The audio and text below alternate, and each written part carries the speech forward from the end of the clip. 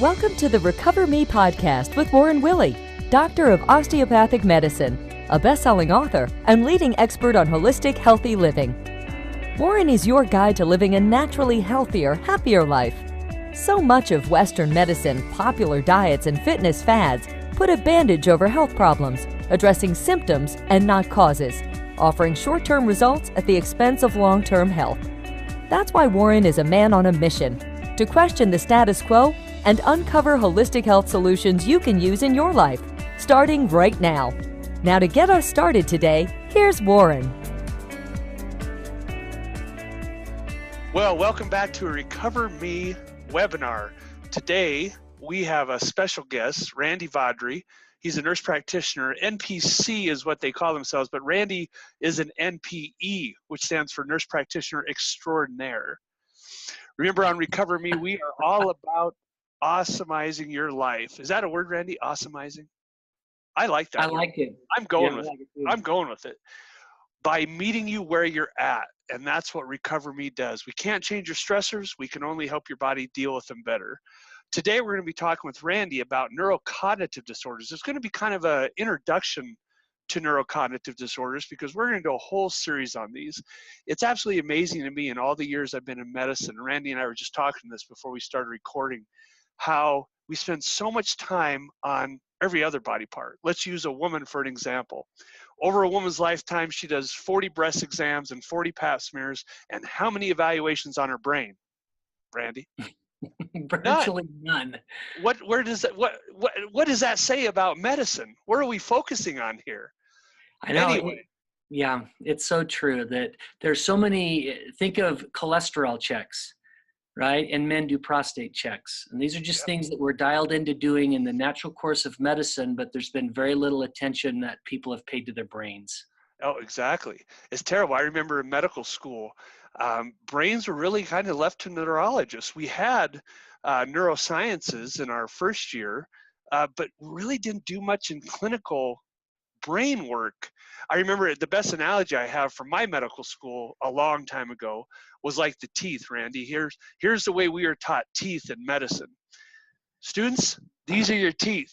If a patient comes in with an issue with those, send them to the dentist. Mm-hmm. And we went to the next topic. And brains were the same way. We just didn't spend any time on brain health. Yeah, I don't think I remember ever in nurse practitioner school, same thing. Never once studied very much about the brain. I do remember in anatomy that we'd have to memorize certain parts of the brain. And I remember learning about strokes, that if you have a stroke in a certain section of the brain, this is the pathology that you're going to see on your clinical exam. But other than that, there was no effort made to try to figure out how to keep the brain healthy.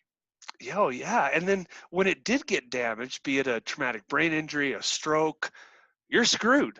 I mean, it's always been the prevalent thought that once you damage neurological tissue, it's over. Yeah. It never recovers. And boy, do we know how false that is now. Yeah, exactly. It feels like there's an explosion of research, and a lot of it's coming out of the functional medicine world, but there's just this massive explosion that the brain is plastic, and we can do a lot of things to either grow some of the brain that we may have lost, or at least protect it from having substantial loss because of our lifestyle and the environment that we live in. Oh, and that's so true. We know that not only by mental tests, cognitive tests, but also by imaging tests, neuroquant, fancy functional MRIs. I mean, we're actually seeing people's brains when you remove the toxins from the environment or the alcohol or the tobacco use or whatever and replace it with the proper nutrients, people's brains grow. Yeah, this is where I became very interested in this in the first place because a local pharmacist brought me a study. And he said, hey, I think that you would find this study interesting because this study is kind of how you practice medicine. And so, as is typical in a busy day, I put the study on my desk and I ignored it for about 6 months, didn't pay any attention to it. And then I always take my family skiing over Christmas break. And so I loaded all the junk off my desk into a big cardboard box and hauled it up to the ski resort. And late at night after, you're skiing all day, you're exhausted. So my kids would fall asleep right after dinner and go to bed, and my wife would get out a book and read. I just started pulling up these studies from off my desk and would read. And in this particular study, it was the first study that I read that looked at individuals who had had some dementia and prior to starting their dementia treatment had an MRI of their brain. And they focused on a little teeny segment of their brain called the hippocampus, because we know the hippocampus is it's the region of the brain that focuses on capturing memory. And this was the first study that I had ever read that showed that individuals before a cognitive protocol, their hippocampus started one size and then grew back or got enlarged. And that, I had never seen that before. And so I thought, oh my gosh, there is something to this. And if this is similar to how I practice medicine, I've got to pay close attention. Oh yeah, isn't that fascinating? Again, back to what we talked about earlier. We are not taught that. Brains are set. You are born with the same number of brain cells, and you never get more, and all you do is destroy them through your whole life. Yeah, and if you lose them, you're out of luck. You're out of luck. You know that that's not true. That if you lose some brain cells, there's an opportunity to get some of those back through lifestyle interventions and good practice of medicine. Mm-hmm. Oh, it's so true. So speaking of the practice of medicine, you're more of a integrative practitioner. Could you define that for our fine audience? Define what you see as conventional medicine versus integrative medicine. Yeah, perfect. Thank you. So in traditional nurse practitioner school, I can't speak about med school, so you could probably talk about that better than I could.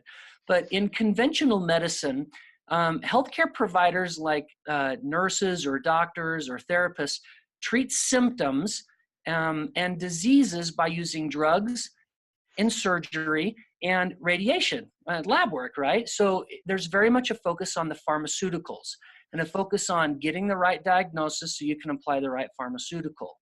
In an integrative medicine, on the other hand, it's kind of a healing-oriented style of medicine that focuses more on the whole person, and it emphasizes therapeutic relationships between the practitioner and the individual and using any therapy modality that we think could be of value. So a good example of that is sleep.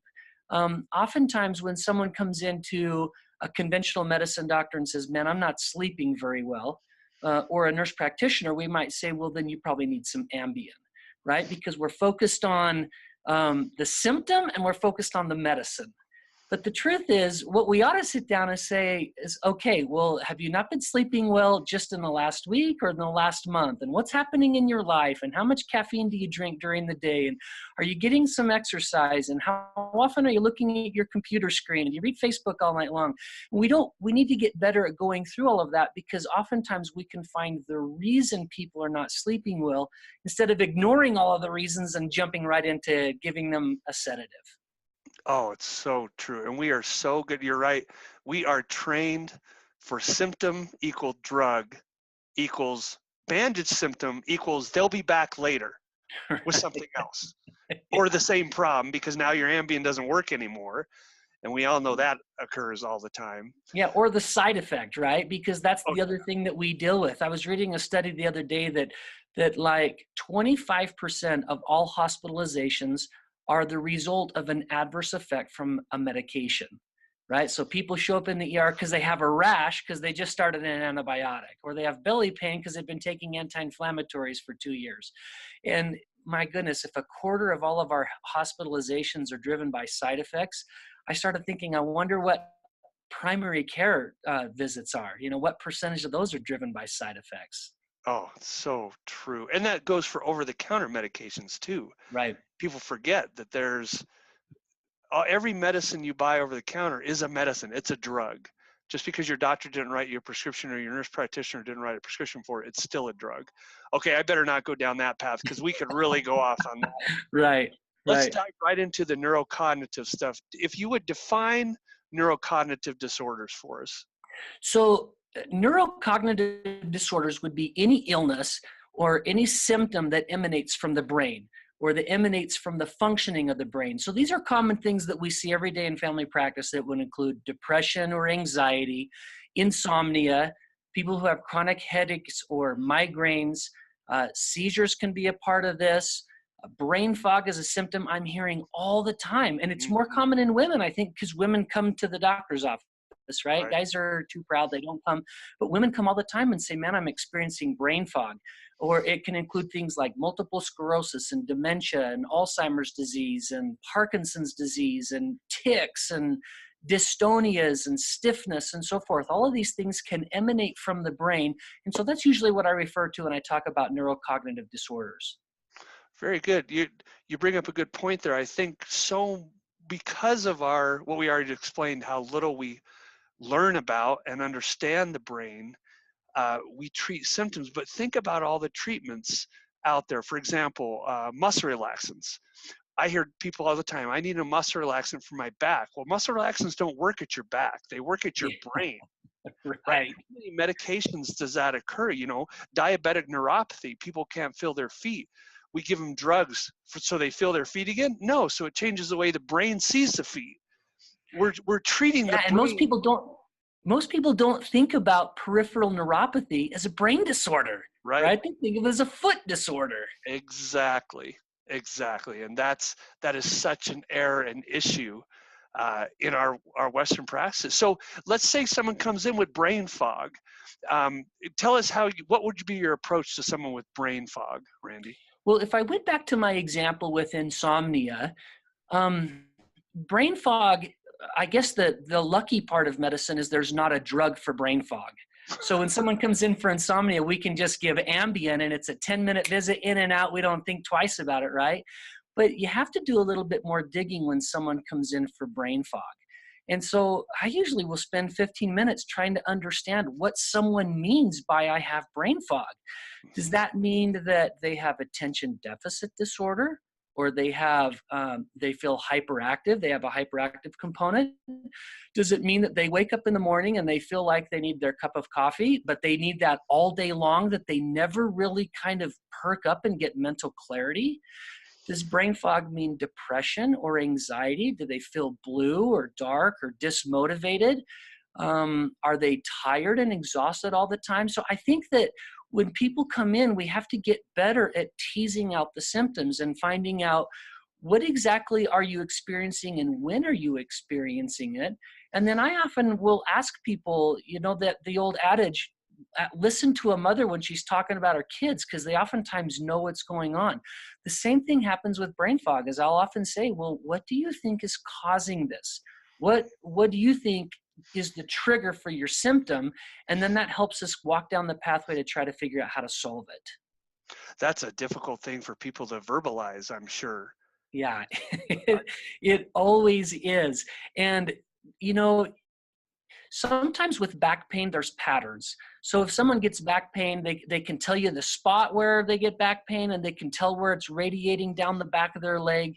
Brain fog is not that simple, because brain fog, it doesn't seem like there's any specific pattern. People have it, and every single person that comes in, you kind of walk down a new trigger pathway for those individuals. Mm-hmm. Yeah, and that's a good point too. In Western medicine, we're so algorithm driven. So if this, then this, then this, it must equals this. And back pain's another great example. If you have numbness down this area of your leg, then we know what level that back pain's coming from. The brain, whew, too many wires crossing there. Yeah, it is so hard. And I've started really focusing on what medicines are people taking, because there's a host of medicines that can contribute to brain fog. And what a tragedy it would be to just add another medicine, or to miss that something that an individual's doing under the context that they're trying to feel better could actually be contributing to their brain fog. And I see that happening more and more. It's in the Recover Me method of medicine, we spend time with our patients like you do. We listen, and listening is not just hearing. Listening is trying to understand, because our goal, of course, as we've discussed many times, is to treat the cause, not just cover the condition. Mm-hmm. So you have someone with brain fog, you're breaking it down. Tell me what part of the history, well, let me back up before we go to that. What are the things going through your brain when they're talking about their brain? What are you thinking? Are you thinking, is there an environmental toxin? Is there a medication, like you mentioned, causing this? Did they get whacked in the head? Does her dad sell rat poison? I mean, tell me the things you get out of them to help determine what's causing this brain fog. Oh my goodness, this is a very loaded question. We could probably spend an hour and a half on this one individual thing, but I oftentimes will go through kind of this, you talked about algorithms or kind of a systematic way of thinking through a problem. And, oftentimes this is the pattern that I go through. The first thing I try to think of is there's some sort of inflammatory response. And as you know, in medicine, if there's a disease, there's inflammation somewhere. And a good practitioner has to try to sort out, could there be an inflammatory response going on and what's causing that? And in brain fog, some of the common areas would be autoimmune disease and dental issues. So I took care of a person that has dementia, and take care of those teeth because you're going to need them and they're going to affect your brains. Yes. I had a guy about 6 months ago whose wife brought him in. He had a little bit of sundowning and dementia, and she was trying to keep him out of an assisted living center. And when I drew his lab work, this individual had a CRP of 16. And I think that's probably the highest that I've seen in an elderly individual. The person was only taking one medicine. So really didn't have traditional disease in the context that we always see in medicine, but was just having more and more confusion. And his wife was thinking, man, my husband's getting Alzheimer's disease. I've got to fix this. And if I can clarify for our audience, anything greater than 1 raises our eyebrows with CRP. Exactly. So 15, 16 times normal. And I went through a trillion questions trying to figure out where's this inflammatory response coming from? And we could not figure it out. And then I said at the very end of the conversation, well, maybe it's his teeth. And she says, well, could that cause an inflammatory response? And I'm like, oh goodness, right? So here's your upper palate and here's your brain. And you got this infection or inflammatory response right here. It just goes straight through the base of the skull right into the brain. So she took him to the doctor, and he had 2 or 3 abscessed teeth that the doctor had actually recommended root canals years before, but because of his advanced age, and I think probably because of finances, they opted not to do it. But this has probably cost this individual his cognitive clarity now for a long time. I've stayed in touch with that family, and just this last week, his CRP was back up to a 6. So we went from a 16 and he came all the way down close to that value of 1 that you talked about. And then he went right back up, and the wife says, we're still not done finishing the dental work for this individual. But we know that that was probably the cause because we watched a value that was 16 times normal limit come all the way down almost within the optimal parameters after they did the root canals. Wow. So how's he, have you had follow-up since then, since the root canals? That was just this last weekend that they've been following CRPs now for the last month. So they've done 1 each month, and she has sent these to me for the last 6 months. And so he still has some dental work done, but that goes back to our earlier discussion when you're thinking, what thinking process do you go through when you're talking about neurocognitive disorders? I always got to sort through inflammatory responses. Another really common one are atrophic problems. And atrophic is a word in medicine that means kind of a nourishing substance. And so when we talk about nourishing substances for the brain, we oftentimes think of hormones. And I mean, Dr. Willey, you're the hormone guru. You know this as well as anybody, that if someone's thyroid is bad, or their estrogen and testosterone and progesterone and DHEA and cortisol get out of balance, it really dramatically affects the functioning of the brain. I've listened to some neurologists talk about pregnenolone levels, and that's not something that I had been accustomed to prior to focusing on neurocognitive disorders, but pregnenolone is a nourishing substance. And in addition to hormones, then you can get into things like vitamins and minerals. So vitamin B12 and B9, thiamine, niacin, vitamin D, vitamin E, all of these are very nourishing for the brain. And when we don't have those, brain fog results. Besides inflammation, tell us how infections, low-grade infections. I know with the root canals, he probably had abscesses, which is infectious, which causes inflammation. So we can have infection with inflammation, but you can have inflammation without infection. How about Yes. things like in the environment, like heavy metal toxicity, or especially in our area, organophosphates, with all the agriculture around here? Yeah. How do you weed those out? Great point. So it's just part of the questionnaire process, or that it's kind of a dance with your patient, that oftentimes when you're visiting with them, your goal is to try to figure out what testing should be done, because as you know, medicine can be pretty pricey and it can be expensive with lots of tests that we would run. So you bring up heavy metals and organophosphates or BPAs and styrene and benzenes and all of the organic stuff. You know, makeup. My wife and I have talked a lot about how can we help her find an organic makeup, because she wants to feel good and she wants to wear makeup during the day. She wants to wear the eyelashes that everyone wears. But you know, what's in that glue? What's in that Yeah. glue that we glue that eyelash right onto the natural lash, and then that chemical could get transmitted through the brain? And I think those are things that we never think of. But No, in our environment, we wake up in the morning and we take a shower with a shampoo that's got a special dye in it for women who color their hair. And then women will apply makeup, and then they cook their eggs on a Teflon pan. And they spray Pam into that pan, right? So you got a spray that's aerosolized an oil. And if you're lucky, it's olive oil. Half the time Right. it's not olive oil, right? It's a seed oil. Mm-hmm. And I could go on and on and on. And our environments are constantly, you know, we finish the day by sleeping on a bed that's got flame retardant on it. And so all day long, we're just bombarded with chemicals. And there's nothing that says any one of these are going to be the ticket or the lottery ticket that buys us cognitive dysfunction. But when you look at our environment in its total, it really is pretty impressive how much we're exposed to that, as you mentioned, can turn around and cause a neurocognitive brain fog. Oh man, and that goes back to, again, the Recover Me philosophy is we can't always protect you from all these environmental factors, but we optimize your body, your kidneys, your liver, your body's ability to detox itself in your environment. But when someone comes to Randy or me with cognitive disorders already, we have to step back and say, okay, there's probably one or two that are really significant in this. And that brings us to all the different type of neurocognitive disorders, because obviously, you know, we've heard that high aluminum levels causes Alzheimer's, or you may have mercury that causes Parkinson's disease. Would you go through us again, just in our introduction of neurocognitive disorders, the different types of neurocognitive disorders, Randy?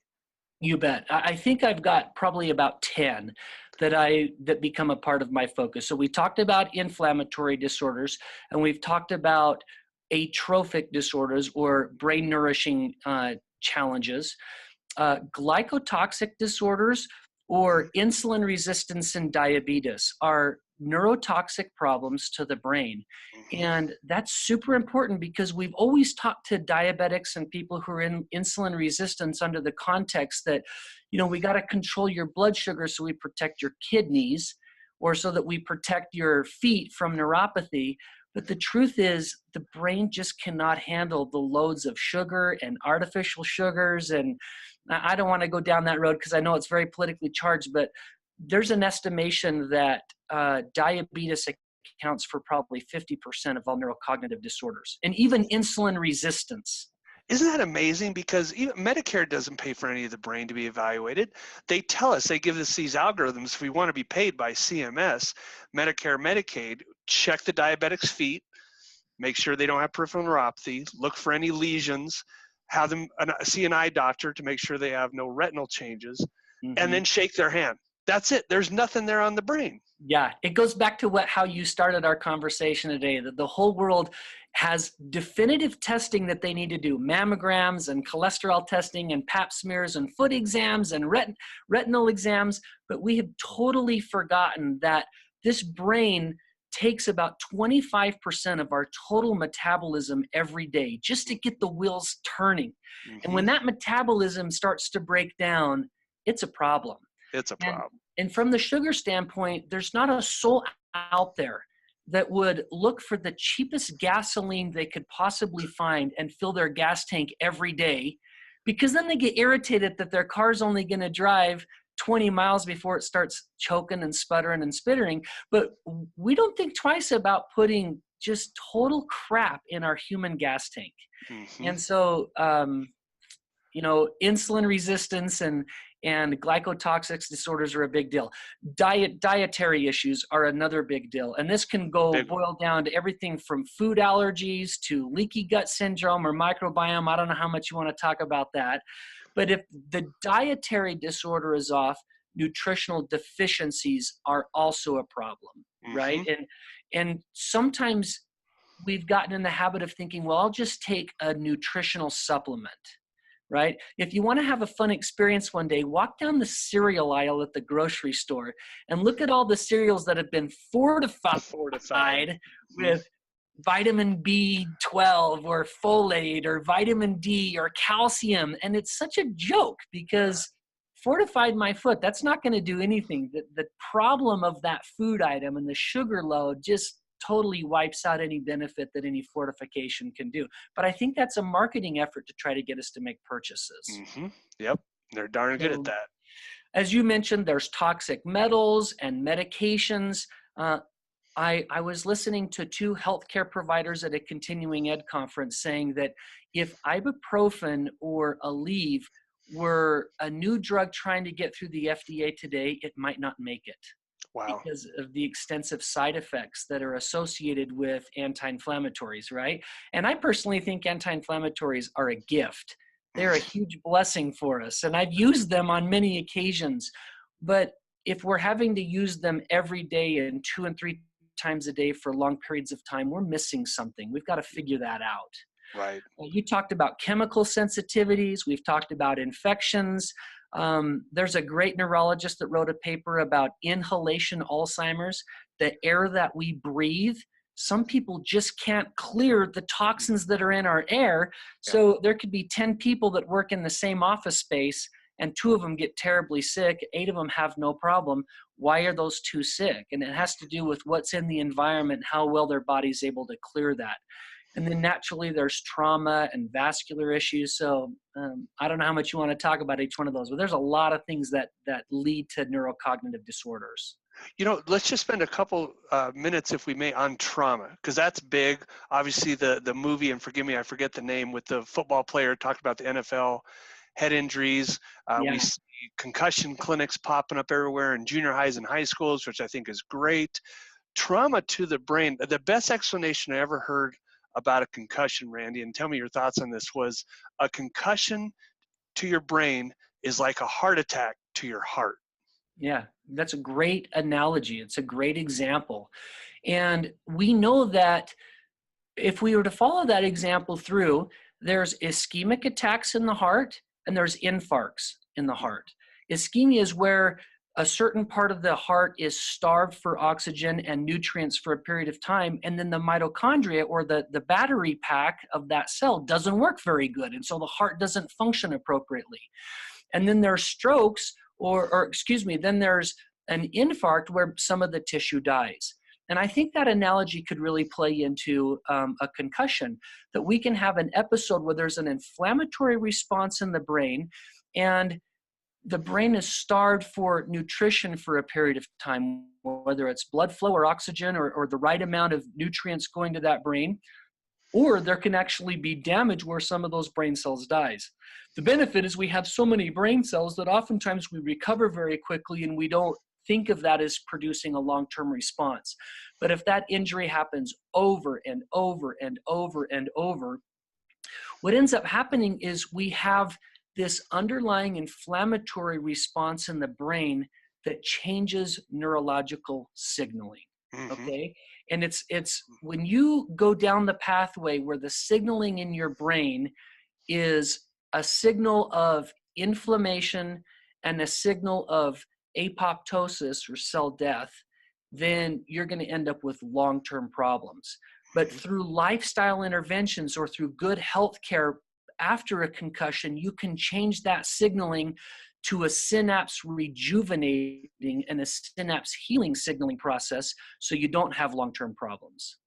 Oh, that's so fascinating. Part of the reason I wanted you to bring that up is to emphasize to our listeners that brain health needs to be covered with kids. It's not just the older adults who feel they forgot where their car keys are, and hell, they forgot where they parked their car too. It's kids. We have to think about this. Brain health should be part of the well child check for family practitioners and pediatricians out there, but we miss it. And we'll spend more time on that later. I want to kind of wound it down here because you and I could go on forever. So we've got to do a few of these for our listeners. I think this just what we've talked about so far is going to excite people. Give me just one or two of your amazing success stories. And I know there's hundreds because I've talked to you about them, and they just give me chills. Look, I have goosebumps because it's so amazing, because it's so contrary to what we're taught in school, what the world knows. I mean, the medical journal USA Today has not published that this little old lady now recognizes her children after 20 years because of our neurocognitive approach to her. Give me a couple success stories and we'll close it up. You know, I've got three, and I can go through these relatively quickly. There's a family that has an autistic child that I go to church with. And when I see them at church, because of my focus in neurocognitive disorders, every time I go to church, I kind of corner this family and I ask a bunch of questions about their boy, just trying to understand, because I'm not their primary care provider.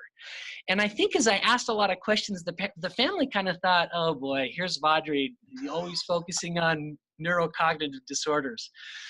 I took this young man a little vial of glutathione, because you brought up the point that sometimes it's not just what we're exposed to that is the issue. It might be how our body's able to get rid of that that might actually be the big issue.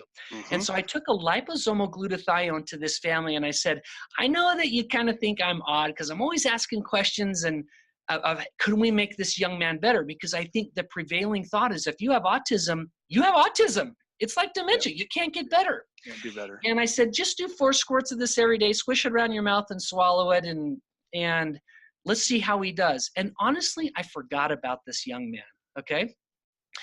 After the first day of school, now I'm gonna go back. This young man has had the same teachers in classes because he has some special need classes to address the social aspects of autism. After the first day of school, the teaching assistant, the TA, and the teacher both sent mom a text message and said, oh my gosh, I just can't tell you what a wonderful day we had. So today, this young man was able to open his locker, do a new combo without any problem. I told him to get into groups and we're gonna do some group learning, and this kid went and asked another young man if he wanted to be his partner for the group learning, which has never happened in the past because there's a lot of social problems. There was very little need to redirect over and over and over and over. And when the mom received this text, the mom took a screenshot and texted it to me and said, maybe we should talk a little bit more about what this glutathione does. I chuckled because I thought that is such a simple intervention that everyone could do that would make a massive difference. So there's one example. Another one is, as you know, I do mental health 1 day a week, and I have really integrated this protocol. When someone comes to my mental health office, I am not the kind of provider that's going to say, oh, you've got depression. Well, here, start with Prozac right now. That's going to be our intervention, and I'll see you in a month. I'll spend time asking all of these questions that you and I have kind of prefaced today and come up with a protocol or a plan for that individual to address the reason they feel depressed. Right? I got a call from a therapist that said, could you see so-and-so, they're having suicidal thinking, and I feel like they really need to get in. So this was about a 55-year-old woman who had just struggled terribly with depression her entire life. And when she came to the clinic, she says, man, I don't know what it is. I stopped going to work. I just don't have the energy, and I'm starting to think about death and dying all the time. And as we sorted through that, my series of questioning went back to, tell me the first time that you just felt awful depression. And she says, oh, no question, it was right after my hysterectomy. And I thought, well, probably driven by hormones. And I said, did you get on hormones? And she's like, well, I did start some hormones, but my doctor said we need to take this for the least amount of time possible because they're just not safe. And I joked a little and I said, do you think they're safer than suicide? And she's like, probably. So we started a little bioidentical hormone, and that person went back to the counselor, and the counselor called and said, oh my gosh, it's like a new person. This lady is just infinitely better because of those hormones. And so there's an example where you help a person clear toxins from the body. There's an example of using trophic support. I had one example just last week in my office, a gal with rheumatoid arthritis, and she didn't specifically say that she had brain fog per se, a neurocognitive disorder, but she does have terrible neuropathy that we've been working on. And she came back to her follow-up and says, man, I don't know what I've been doing, but my joints are so achy. And Warren, I'm not kidding. We spent 30 minutes question after question after question after question trying to figure out what is different, because she didn't have this terrible joint pain a month ago.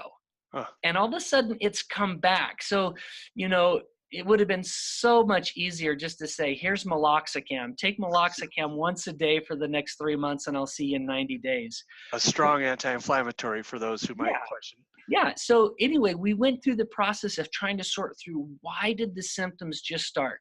And the patient came up with this. You know what she said? She said, Randy, I've been trying to eat more and more green vegetables since I came to see you. I've really been working on my diet, and I go to Wendy's every day and I pick up their green salad. If you have their green salad, it's wonderful. And I said, good, I'm so glad that you're making different choices. And she said, you know what? About a month ago, Wendy's started offering a free soda pop with their salad. Oh, do you think that the soda pop could be causing my joint pain? And I just chuckled. I smiled and thought, well, what do you think? You didn't have this joint pain a month ago. And she says, you know what? Now that I think about it, the time almost exactly corresponds. So I just saw this patient on Monday. I don't know if that's the case, but that's the point.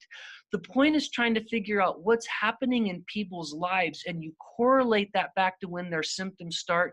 You can find the causative factors. And as you've mentioned, I've seen over 200 people with dementia over the last year, and I have done extensive labs, and I've written these treatment summaries for them.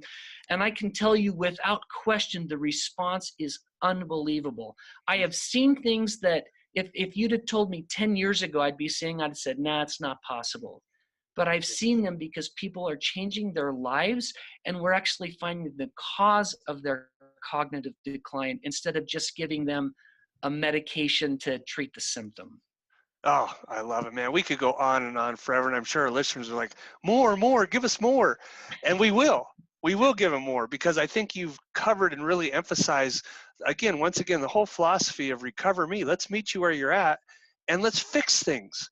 Let's not just bandage them. Let's figure it out. What you do in life, no matter what, and contrary to what Western medicine teaches, what crosses your lips, what you're exposed to, your makeup, your stress levels, how much you're sleeping or not, your relationships with others, all these things affect your health, and that encourages your disease if you're not aware of it. So let's end it now. Randy, may I ask your permission to have you back very soon?